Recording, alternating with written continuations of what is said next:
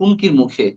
পাশাপাশি বিশ্ববিদ্যালয়ের শিক্ষকদেরও অনেককে এইভাবে সাসপেন্ড করা হয়েছে, সাময়িক বরখাস্ত করা হচ্ছে। এটি থামবে কোথায় এবং এর ইফেক্ট কিভাবে পড়ছে সমাজে? আম, আসলে জুলাই পরবর্তী বাংলাদেশের যে একটা পরিবর্তনের আহ, আভাস সবারই লক্ষ্য করেছিল, সেই পরিবর্তনের হতাশা থেকে এখন মানুষ অনেকটাই বুঝতে পারছে যে জুলাই আসলে কোন জায়গায় দাঁড়িয়ে আছে। তো জুলাই প্রসঙ্গে আমি না গিয়ে আমি আপনি যেটা প্রশ্ন তুলেছেন যে বিশ্ববিদ্যালয়ের শিক্ষকদের এই যেভাবে চাকরিচ্যুতর বিষয়টা নিয়ে আসছে, তো এটা আসলে শুধু সারা বাংলাদেশে পাবলিক বিশ্ববিদ্যালয়গুলোতে যে আহ, জুলাই পরবর্তী মব হয়েছে, মব সহিংসতার ঘটনা ঘটছে, এরই একটি ধারাবাহিকতা। বিশ্ববিদ্যালয়ে আপনি জানেন যে বিশ্ববিদ্যালয়ে এখানে রাজনীতি নিষিদ্ধ না। সেই হিসাবে বিশ্ববিদ্যালয়ে শিক্ষক রাজনীতি যেরকম যেরকম আছে, ছাত্র রাজনীতিও আছে। এখন বাংলাদেশের জুলাই পরবর্তী শিক্ষকরা যে নির্যাতিত ঘটনা ঘটছে, এটা অসংখ্য শিক্ষক চাকরিচ্যুত ঘটনা ঘটছে, যেটা একটা প্রতিহিংসার চর্চা শুরু হয়েছে। এই প্রতিহিংসার চর্চাটা এমনভাবে আমাদের সমাজ ও রাষ্ট্রে গেঁথে গেছে, যেটা আসলে আর থামার মনে হয় আর কোনো কারণ দেখি না। আজকে যে শিক্ষকরা নির্যাতিত হচ্ছে, আগামীতে সেই শিক্ষকরাই হয়তোবা সম্মানিত হবে, বা তারাই অন্য সময় পদ পদবি পাবে, এবং তারা হয়তো আবার প্রতিহিংসার বা এই যে প্রতিশোধ পরায়ণতা চর্চাটা চালু রাখবে। এখন জুলাই পরবর্তীতে যেভাবে শিক্ষার্থীরা তাদের পাঠ পড়াশোনার বাইরে গিয়ে নিজেদের যে ক্ষমতায়ন বা দাপটের যে চর্চাটা চালু রেখেছে, সে চালু রাখার প্রেক্ষিতে শিক্ষকরা হয়ে গেছে কণ্ঠাসা। শিক্ষকরা মবের শিকার হয়েছে, শিক্ষকরা হেনস্থার শিকার হচ্ছে রাস্তাঘাটে, শিক্ষকরা চাকরিচ্যুত ঘটনা ঘটছে। এখানে এমন এমন ঘটনা ঘটছে যেখানে প্রশাসন থাকার পরও শিক্ষার্থীরাই সবকিছু হয়ে উঠছে, যেটা আসলে সমাজের জন্য অ্যালার্মিং, শিক্ষার পরিবেশের জন্য অ্যালার্মিং। এই অ্যালার্মিং সিচুয়েশনে থাকায় আমাদের শিক্ষার মানটা এতটাই তলানির দিকে গিয়েছে, আসলে আমরা ভাবতে অবাক লাগছে যে আজকে যে শিক্ষকরা ছাত্রদেরকে শাসন করবে, ছাত্রদেরকে মুক্ত চেতনার কথা বলে তাদেরকে ক্লাসে পড়াশোনা মনোযোগী করবে, কিন্তু তারা সেটা আর পারছে না। তারা এখন ক্লাসে যাচ্ছে ভয়ের ভিতর দিয়ে, কারণ তারা মনে করছে যে শিক্ষার্থীরা যা চাচ্ছে সেটাই হচ্ছে, যেভাবে চাচ্ছে সেটাই পালন করছে সংশ্লিষ্ট কর্তৃপক্ষরা। ফলে শিক্ষার্থীরা এখন শিক্ষকদের টপকে সামনে অনেক দূর এগিয়ে গেছে, যেটা বলতে পারেন যে বাঁশের চেয়ে কঞ্চি বড় একটা কথা আছে, সেই রকম একটা পর্যায়ে দাঁড়িয়ে আছে আমরা। আপনি মানে একজন গবেষক হিসেবে এটাকে কিভাবে মূল্যায়ন করবেন? আহ, আসলে দেখুন, জুলাইয়ের পরবর্তী একটা একটা সময় ছিল যে তারা ভাঙচুর করছে, তারা শিক্ষকদের অপমান করছে, সেটা 1 মাস 2 মাস থাকতে পারে, কিন্তু সেইটা যে কন্টিনিউয়াসলি এখন পর্যন্ত এখন অব্দি চালু আছে, সেটা আসলে অ্যালার্মিং। কারণ বর্তমানে আমাদের একটা নির্বাচিত সরকার, যেভাবে হোক আপনাদের একটা নির্বাচিত সরকার আমাদের সামনে আছে।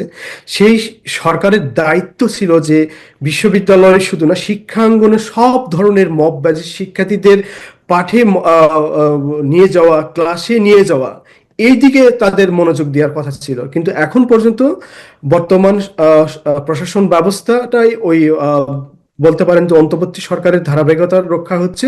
এই ধারাবাহিকতা রক্ষা হওয়ার কারণে এই শিক্ষার্থীদের ভিতর যে তারা যে নিজেদের ক্ষমতা চর্চার যে একটা স্বাদ পেয়েছে, সেই স্বাদটা তারা সহজে ছাড়তে চাচ্ছে না। ফলশ্রুতিতে এই যে আপনি বলতে পারেন যে মব মব সংস্কৃতিটা এখনো কন্টিনিউ আছে। যদি বর্তমান সরকার এই বিষয়টা নিয়ে সত্যি যদি সঠিকভাবে এবং কঠোর ব্যবস্থা যদি না নেই, তাহলে আমরা যে উচ্চ শিক্ষা বলেন, নিম্ন মধ্যম শিক্ষা বলেন, সেই শিক্ষার যে শৃঙ্খল, সেই শৃঙ্খলটা থাকবে না।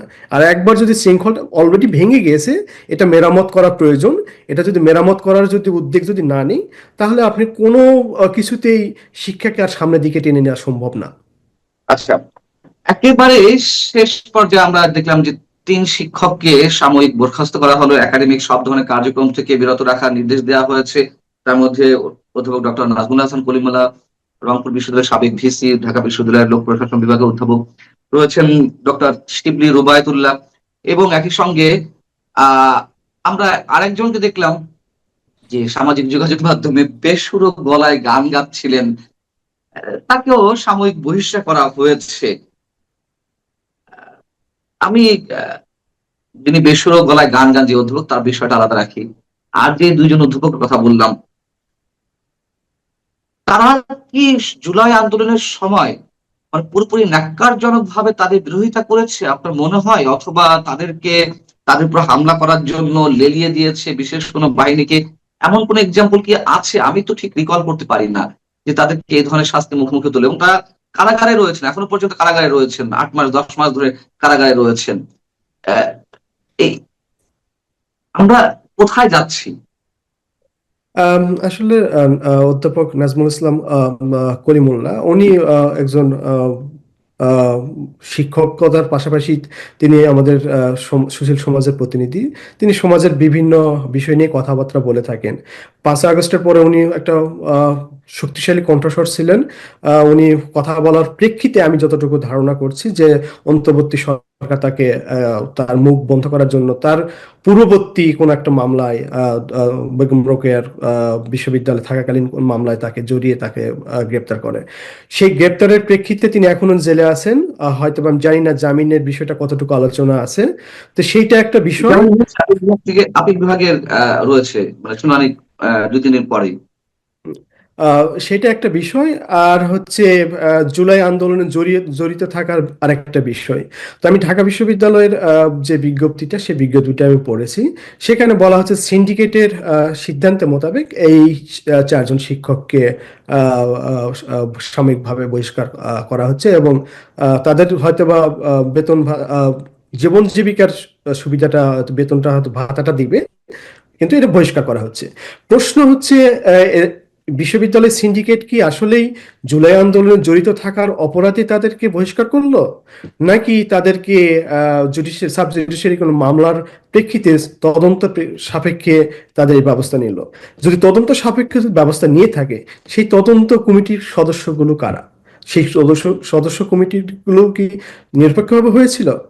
বিশ্ববিদ্যালয়ের যে অ্যাক্ট 1973, সেই অ্যাক্টে 38-এ স্পষ্ট করে বলা আছে যে কোন কোন কারণে একজন শিক্ষকের চাকরিচ্যুতির ঘটনা ঘটতে পারে। তো সেখানে বলা হয় নাই যে কোনো একটা শিক্ষক প্রেক্ষিতে কোনো একটা রাজনৈতিক দলের মতাদর্শের মানুষ হওয়ার কারণে তাকে চাকরিচ্যুত করা হবে। হ্যাঁ, ডক্টর নাজমুল হাসান কলিমুল্লাহ কিংবা শিবলি রুবায়েত সাহেবের বিরুদ্ধে আহ, দুর্নীতির অভিযোগ আছে। মানে একজন তো শেয়ার স্টক এক্সচেঞ্জের চেয়ারম্যান ছিলেন, আরেকজন তো সাবেক ভিসি রংপুর বিশ্ববিদ্যালয়ের। তাদের বিরুদ্ধে দুদকের মামলা আছে হয়তো, কিন্তু দুদকের মামলা দুদকের মতো চলবে। কিন্তু এই যে জামিনও হচ্ছে না 10 মাস 12 মাস, এটি তো নিশ্চয়ই কোনো ধরনের কোনো আইন পারমিট করে না, তাই না? জামিনের বিষয়টা তো একজন মানুষের নাগরিক অধিকার, ন্যূনতম মৌলিক অধিকার। সেটিও যেমন হচ্ছে না, আবার আরেকদিকে তাদের পেশাগত স্থল থেকে, পেশাগত জায়গা থেকে তাদেরকে আরেক ধরনের পানিশমেন্ট। এইটা আপনি এই ব্যাখ্যা এই করেছেন? হ্যাঁ, জি। এই ব্যাখ্যাটা আরেকটু জরুরি ছিল। সেটা হচ্ছে, যদি আদালত কর্তৃক তারা দণ্ডপ্রাপ্ত হন, হুম, অভিযুক্ত হুম। প্রমাণিত হন, সেই ক্ষেত্রে বিশ্ববিদ্যালয় প্রশাসন স্বপ্রণোদিত হয়ে এই মামলার আগেই তারা একটা তদন্ত কমিটি করতে পারে। সেই কমিটির প্রেক্ষিতে তারা একটা সিদ্ধান্ত নিতে পারে। কিন্তু যেহেতু আদালত এখনো প্রমাণ করতে পারে নাই তারা জুলাইয়ের সন্ত্রাসী কর্মকাণ্ডে জড়িত, তারা দুর্নীতি আহ, আহ, সঙ্গে জড়িত ছিল, এটা প্রমাণ হওয়া জরুরি ছিল। যদি এটা প্রমাণিত হতো আদালতে, তাহলে এই ধরনের সিদ্ধান্ত বিশ্ববিদ্যালয় প্রশাসন ইজিলি নিতে পারতো। বিশেষ করে এটা ফল আরো খারাপ যদি এটা উচ্চ শিক্ষা প্রতিষ্ঠানে এই চর্চাটা হয়ে থাকে। কারণ আমরা সমাজ রাষ্ট্রের মানুষ কিছুটা হলো ফলো করে বিশ্ববিদ্যালয়ে কি হচ্ছে, বিশ্ববিদ্যালয়ের মানুষগুলি কি কাজ করছে। এই ধরনের যদি নোংরামি বা এই ধরনের সংস্কৃতির চর্চা চালু থাকে, তাহলে এটা সাধারণ মানুষ বা সাধারণ যে প্রতিষ্ঠানগুলো, সে তার উপরে একটা বড় ইফেক্ট পড়বে, যেটা আসলে কখনোই আমাদের কাম্য নয়। আর শিক্ষকদের নিয়ে আলোচনা করছিলাম।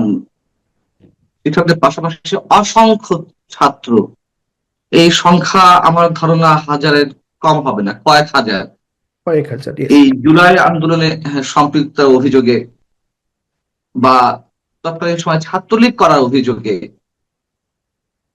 অনেকের অনেকে 2 বছর 3 বছরের জন্য সাসপেন্ড করা হয়েছে। যারা মেডিকেলে পড়েন, যারা বিভিন্ন বিশ্ববিদ্যালয়ে পড়ে, এই ছাত্রদের জীবন একেবারেই হুমকির মুখে পড়েছে খুব স্বাভাবিকভাবে, এবং অনেককে চিরস্থায়ীভাবে বহিষ্কার করা হয়েছে। এটিও তো বাস্তবতা। মানে এ- এটা এটা নিয়েও কি সরকার কোনো বিবেচনা করতে, কোনো কিছু বিবেচনা করতে পারে কিনা, বা অবশ্যই বিবেচনা ছিল আমরা জানি, কিন্তু ওই যে আপনি বললেন এখন যারা পেশি শক্তি ব্যবহার করছে, চর্চা করছে, তারা যেমনটি চাইছে তেমনটি হচ্ছে। এটি আমার ধারণা আরো বাড়বে। আপনি কি তেমনটি মনে করেন কিনা? আসলে দেখুন, যখন যে সরকার আসে, সাধারণত বিশ্ববিদ্যালয়গুলোতে তারা একটা আধিপত্য স্থাপন করার চেষ্টা করে। আমাদের বিশ্ববিদ্যালয়গুলোতে সাধারণত মধ্যবিত্ত, নিম্ন মধ্যবিত্ত পরিবারের সন্তানগুলো পড়াশোনা করতে আসে। এরা সত্যি পড়াশোনা করতে আসে, কিন্তু পরিবেশ পরিস্থিতির কারণে কেউ হয়তো একটা আবাসিক আবাসনের সুবিধা নেওয়ার জন্য, কেউ হয়তো বা হয়তো নিজেদের একটু ক্ষমতা দেখানোর জন্য এই রাজনীতির সঙ্গে জড়িত হয়ে পড়ছে। তো বিগত সরকারের সময়ে আমরা দেখছি বিশ্ববিদ্যালয়গুলোতে ছাত্রলীগের যখন মিছিল হতো তখন ঢল নেমে আসতো। এখন বর্তমান সরকারের সময় আমরা দেখি যে যে ছাত্র সংগঠনগুলো যদি মিছিল করে সেখানে একটা ঢল নেমে আসছে। তাহলে এই মাঝখানে কিছু ছেলে মেয়ে যারা আসলে বিশ্ববিদ্যালয়ে এই পলিটিক্যাল বলতে পারেন যে কনফ্লিক্টের একটা শিকার, তারা ক্ষতিগ্রস্ত হয়েছে। যে বাবা মা সন্তান, যে বাবা মা অনেক কষ্ট করে বিশ্ববিদ্যালয়ে পড়াশোনার জন্য পাঠিয়েছে, সেই সন্তানরা পড়াশোনা শেষ না করেই তাদেরকে আজকে বহিষ্কারের ঘটনা ঘটছে, তাদেরকে আজীবন বহিষ্কার করানো ঘটছে। কিন্তু এরা তো আমাদের সমাজ বা রাষ্ট্রের অংশ, এরা তো আমাদের একটা প্রজন্ম। এদেরকে যদি আমরা শিক্ষা থেকে দূরে রাখি, তারা তো আরো বিপদগামী হবে, তারা তো আরো ক্ষতিগ্রস্ত আমাদের জন্য বয়ে আনতে পারে। তাহলে কি আমাদের একটা ভাবতে হবে না, একটা এদেরকে আহ, আম- হ্যাঁ, নেতৃত্বের সমস্যা হতে পারে, সে নেতৃত্বের শাস্তি হতে পারে, সে নেতৃত্বের একটা ফৌজদারির শাস্তির আওতায় আসতে পারে, কিন্তু তাই বলে আহ, আজীবন বহিষ্কার করা বা 3-4 বছরের জন্য বহিষ্কার করা বা 6 মাসের জন্য বহিষ্কার করা, সেটা তো একটা একাডেমিক ইফেক্ট পড়বে, সে তো অন্যদের চেয়ে পিছিয়ে পড়বে। তাহলে কি আমরা রাজনীতি নিশ্চয়ই চাই না বিশ্ববিদ্যালয়ে? যদি না চাই তাহলে সরকারকে সিদ্ধান্ত নিক যে না, তোমরা রাজনীতি বিশ্ববিদ্যালয়ের ছাত্র সংগঠনে কোনো রাজনীতি করতে পারবেন না দলীয় ব্যানারে। তাহলে সেটা ভালো হয়। কিন্তু আপনি দলীয় রাজনীতি কন্টিনিউ করছেন, আবার প্রতিপক্ষ যারা দলীয় রাজনীতি ছাত্র সংগঠনের সঙ্গে জড়িত তাদেরকে আপনারা হেনস্থা করছেন বা তাদেরকে বহিষ্কার করছেন। এর ফলে এই শিক্ষার্থীদের ভিতরে এক ধরনের ক্ষোভ তৈরি হবে। এই ক্ষোভের জায়গাটা যেহেতু তারা তরুণ, এবং তাদেরকে যদি আর অন্য কোনো কেউ যদি ইউজ করতে চায়, তাহলে তারা ব্যবহৃত হবে। এটা সামগ্রিকভাবে আমাদের দেশের জন্য ক্ষতি, আমাদের সমাজের জন্য ক্ষতি, এবং ওইসব পরিবার যারা আসলে ক্ষতিগ্রস্ত, যাদের সন্তানকে নিয়ে তারা অনেক স্বপ্ন দেখতো, সেই পরিবারের স্বপ্নগুলো আজকে অসংখ্য পরিবারের স্বপ্ন আজকে ধূলিসাৎ হয়েছে। তো আমার মনে হয় সরকার, শিক্ষামন্ত্রী এবং বিশ্ববিদ্যালয় প্রশাসনের উচিত হবে এই বিষয়গুলো ভেবে দেখা, তাদেরকে কতটুকু শাস্তি পাওয়ার যোগ্য, কতটুকু শাস্তি পাওয়ার যোগ্য না, সেই বিষয়টা সুস্পষ্টভাবে হুম। আহ আমলে নিয়ে এটাকে মুখ করা উচিত। আমরা শেষ করবো তার আগে যেটি আলোচনার মাঝখানে বলছিলাম, যে আরেক শিক্ষককে বেসুরো গলায় গান গাওয়ার অপরাধে তাকেও সাময়িক বহিষ্কার করা হয়েছে, এবং বিশ্ববিদ্যালয় কর্তৃপক্ষের অভিযোগ হচ্ছে যে শিক্ষার্থীরা অভিযোগ দিয়েছে।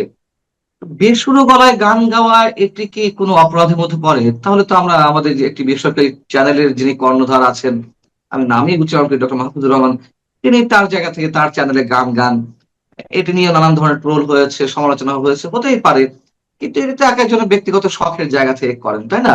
আমাদের এই কথার সঙ্গে অনেকে দ্বিমত পোষণ করতে পারেন, কিন্তু তাই বলে কাউকে এই ধরনের শখের জায়গা থেকেও মানে গুরুতর শাস্তির মুখোমুখি হতে হবে, এটা কতটা গ্রহণযোগ্য? আসলে বিশ্ববিদ্যালয় প্রশাসন আদৌ তাকে গান গাওয়ার জন্য বহিষ্কার করছে কিনা এটা আসলে আমরা নিশ্চিত না, কারণ তাদের বিজ্ঞপ্তিতে স্পষ্ট করে বলা নাই। দ্বিতীয়ত হচ্ছে, বিশ্ববিদ্যালয়গুলোতে সঙ্গীত বিভাগ আছে, নাট্যকলা আছে, এবং এই এই সঙ্গীত বিভাগের কাজই হচ্ছে সঙ্গীত চর্চা করা। যদি গান বা নাটক না বা সৃজনশীল চর্চা আহ, এটা যদি অপরাধ হয়ে থাকে, তাহলে এই সবগুলো বিভাগ বা এগুলো থাকার কোনো প্রয়োজনীয়তা আমি দেখি না। বিশ্ববিদ্যালয় কর্তৃপক্ষের যদি বক্তব্য ওটাই হয়ে থাকে যে বেসুরো গলায় গান গাওয়া। তা তাদের যুক্তি তো যে আহ সৃজনশীলতার অংশ নয়, এটা তো বেসুরো গলায় গান চর্চা হচ্ছে। হ্যাঁ, এখন তাদের যুক্তি হবে আমি এটা, হ্যাঁ সেটিও গ্রহণযোগ্য আমি হবে কিনা। ওই জায়গায় আসছি। তো এখন বিশ্ববিদ্যালয়, আমার কাছে যেটা মনে হচ্ছে, বিশ্ববিদ্যালয়ের উনি একজন শিক্ষক, উনি ডক্টরেট বাংলা বিভাগের অধ্যাপক। সেই হিসাবে অনেকের মনে হতে পারে যে একজন বিশ্ববিদ্যালয়ের শিক্ষক এভাবে গান গাচ্ছে, এভাবে পাবলিক প্লেসে নিজেকে এক্সপোজ করছে, এই এক্সপোজ করার ফলে হয়তো বিশ্ববিদ্যালয়ের মান সম্মানের একটা ক্ষতিগ্রস্ত হচ্ছে। এবং সেই জায়গা থেকে বিশ্ববিদ্যালয় প্রশাসন যদি এই ধরনের সিদ্ধান্ত নিয়ে থাকে, সেটা পুরোটাই হচ্ছে অনৈতিক এবং একটা অবিচার হবে। কারণ বিশ্ববিদ্যালয়ের যে অ্যাক্ট আছে সেখানে 35 অনুচ্ছেদে স্পষ্টভাবে বলা হয়েছে একজন বিশ্ববিদ্যালয়ের 5 ধরনের ডিউটি আছে।